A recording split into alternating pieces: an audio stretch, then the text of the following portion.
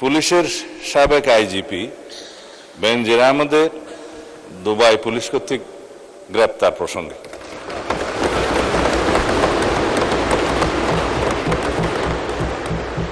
এই বিষয়ে আমি মহান জাতীয় সংসদকে অবহিত করছি যে বর্তমান সরকার দায়িত্ব গ্রহণের পর দুর্নীতি মামলায় অভিযুক্ত পুলিশের সাবেক আইজিপি বেনজির আহমেদকে গ্রেফতারের জন্য ইন্টারপোলের সাথে নিবিড়ভাবে কাজ করার জন্য নিয়োজিত পুলিশ হেডকোয়ার্টার্সের national central bureau NCB Dhaka কর্তৃক ইন্টারপোলে আবেদন করা হয়।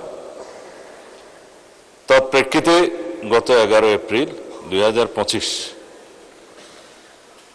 এটা 2025-এ পাঠানো হয়েছিল, আমরা এটা মনিটর করেছি। ইন্টারপোল 2025/12239 নম্বর ফাইল ও 5174/4 2025 কন্ট্রোল নম্বরের মাধ্যমে বেনজির আহমেদের প্রতি রেড নোটিশ জারি করে। উক্ত রেড নোটিশের মাধ্যমে ইন্টারপোল কর্তৃক সংযুক্ত আরব আমিরাতের স্বরাষ্ট্র মন্ত্রণালয়কে অনুরোধ করা হয় গ্রেফতারের জন্য।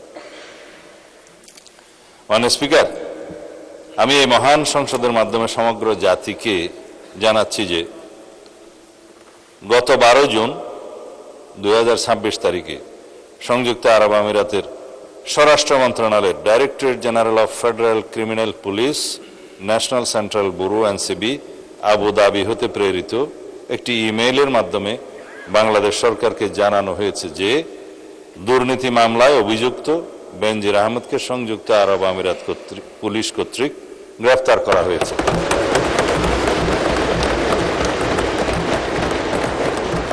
এবং তিনি বর্তমানে সেখানে আটক আছেন। মাননীয় স্পিকার, আমি এই মহান সংসদকে আরো অবহিত করছি যে এনসিবি আবু ধাবি জানিয়েছে যে ইউএই ফেডারেল ল নম্বর 39/2006 অনুযায়ী গ্রেপ্তারের তারিখ হতে 30 দিনের মধ্যে কূটনৈতিক চ্যানেলের মাধ্যমে আনুষ্ঠানিক এক্সট্রাডিশন রিকোয়েস্ট প্রেরণ করতে হবে। উল্লেখ্য, বেনজির আহমেদের বিরুদ্ধে দণ্ডবিধির 420, 467, 468, 471 and 109 সেকশন এবং 1947-এর দুর্নীতি প্রতিরোধ আইনের সেকশন 5/2, 26(2) এবং 27(1) এবং বাংলাদেশ পাসপোর্ট অর্ডার 1973-এর 11 ধারার মানে সেকশন 11-এর মামলা বিচারাধীন রয়েছে।